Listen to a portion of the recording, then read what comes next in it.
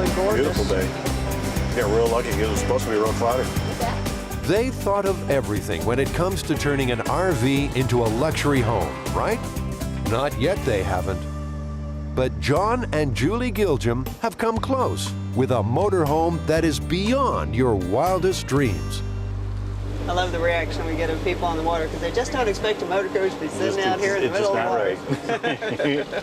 Before John and Julie get too far out on the May River near Hilton Head Island, let's have a closer look at their floating RV. The Gilgums have built a truly unique motor coach, or should that be motorboat? When it goes off-road, it really goes off-road. It takes just a moment to do this. On this particular coach, we pop open the sides. These are our outriggers. Pull the pontoon out to provide us with the stability in the water. We've got big air tanks in here, but all I do is I hit these switches, and you watch, this thing blows right out. This is no cheap bus conversion. John started with an aluminum boat hull and custom built from there up. The top half is a luxury coach. Add wheels for off-water driving, and you've got yourself an amphibious bus. We made these so that they would slide out very wide to make us more stable in the water. This is John's prototype. His plan is to make them to order. The production model will feature built-in pontoons. No need to get out of the driver's seat. As we're going down the ramp, I'm merely going to put the truck transmission in neutral. I'm going to reach over, grab a hold of the marine shifter, put it in gear, and keep on going. No hesitation, no loss of motion whatsoever. So we hit the water and gone. From loading ramp to waterborne coach in under 5 minutes. John and Julie are looking for sea life, while the spectators just can't believe what they're seeing. I love the reaction we get of people on the water because they just don't expect a motor coach to be sitting out here in the middle of the water.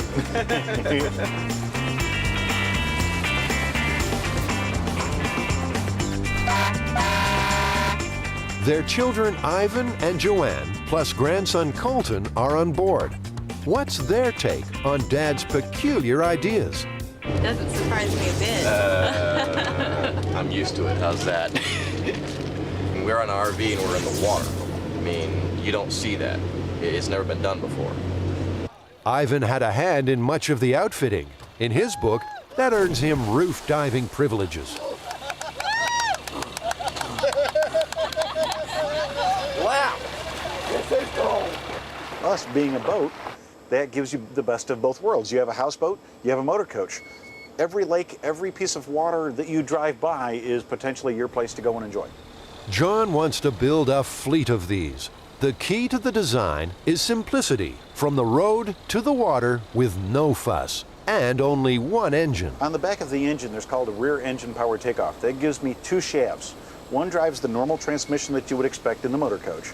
A second shaft drives the marine transmission. So when we get into the water, all I'm simply doing is I punch the neutral on the road transmission, grab a hold of the marine shifter, I put it in gear, and the propellers start turning immediately. And we go in, it's that simple, we're a boat that quickly. Being both coach and boat means a bigger than usual control panel. The driver has instruments for land and water. This basically is my marine console. And over here, we've got navigation lights. These are indicators for both the rudder, which the rudder actuates right here with a touch of this joystick here. And I've got indicator gauges that actually tell me, believe it or not, where the front wheels are and where the rear wheels are. Because when we're in the water, the front wheels can act as rudders too. And so when you go to land, you have to make sure that your wheels are straight forward. And this is my marine shifter that we put it into gear. We've got our water controls. We've got our automatic leveling system with computerized leveling. Right here we have the 3 bilge lights. The bilges are enabled, and we have warnings in each section of the bilge. We have a complete automatic fire suppression system on board. Depth gauge here, and then we have this huge electrical panel here. All of the low voltage on one side, all of the high voltage for the generator controls and so forth on this. And what modern coach would be without the backup camera? The screen displays even more functions. We've got the glove box set up for an onboard computer, so we can have the moving map GPS, the backup camera, and the PC all tied onto one monitor. The coach is designed for calm water sailing. John would not like to see owners crashing into the surf. Oh, we don't recommend that it goes into open ocean. I mean, as long as the weather and everything else and the conditions are right, this is designed as a houseboat, and therefore its limitations are about the same. You know, 3 to 4 foot waves, things like that. But, you know, it's incredibly stable.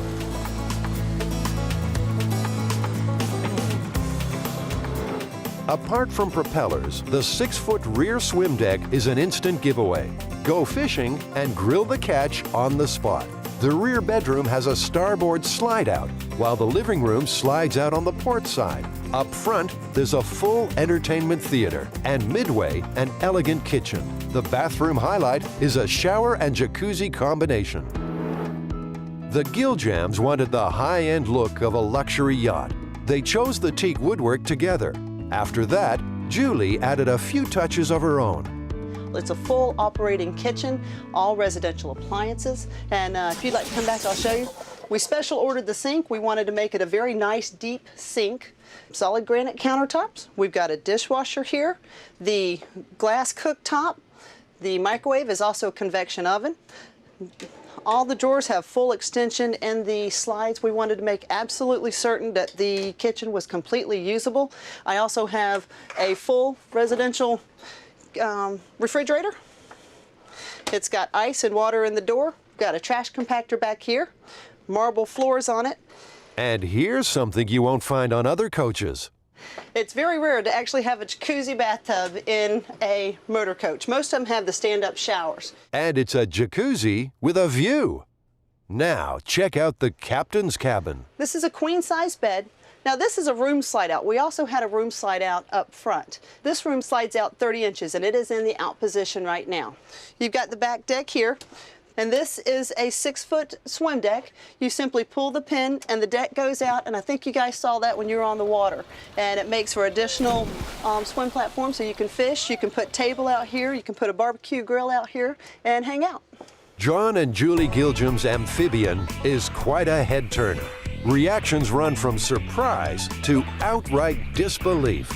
We've had them run down the boat ramp, hollering if we need a tow truck, you know, just petrified and want to call 911 for us.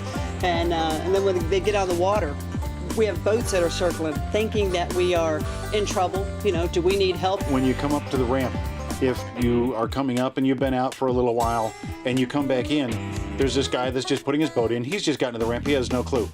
And all of a sudden he sees this motor coach coming out of the water, and his eyes just get big, and he just doesn't know what to say. It just really twists on people's mind.